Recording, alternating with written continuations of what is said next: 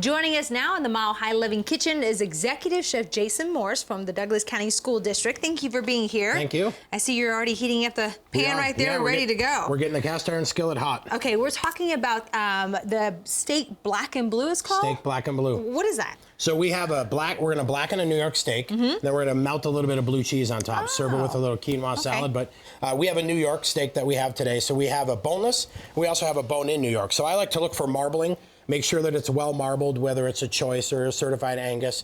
And I chose the bone-in one, it has a little extra flavor. Let's get it started. All right, so we're gonna add a little bit of oil to our skillet, not a lot.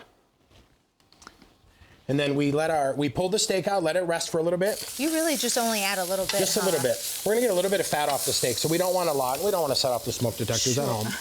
So yeah, that wouldn't be too fun. Okay. we seasoned it ahead of time and just let it kind of come to room temperature. What do you put on the seasoning?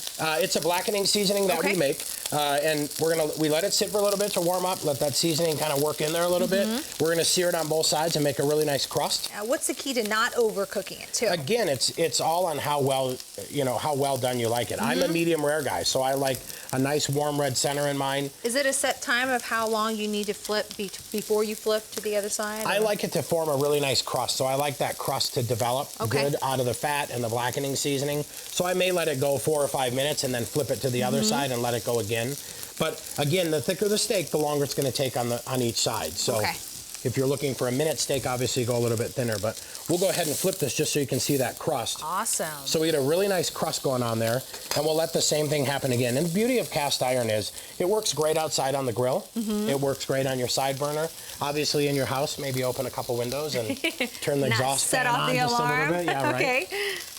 This is looking good. Absolutely. So all the stuff over there, do you add that in, or is that just something on the side? We have some Maytag blue cheese. So what we'll do as this gets closer to being finished, we'll put the Maytag on top, let it start to melt just from the warmth of the steak, and then we have just a nice corn relish that we got at King Soopers. They supplied all the ingredients for us today, so we just pulled some things that they have on their little olive bar out to use as well. Okay. Which is great. So what we'll do next then is we'll add a little bit of blue cheese on top. All right.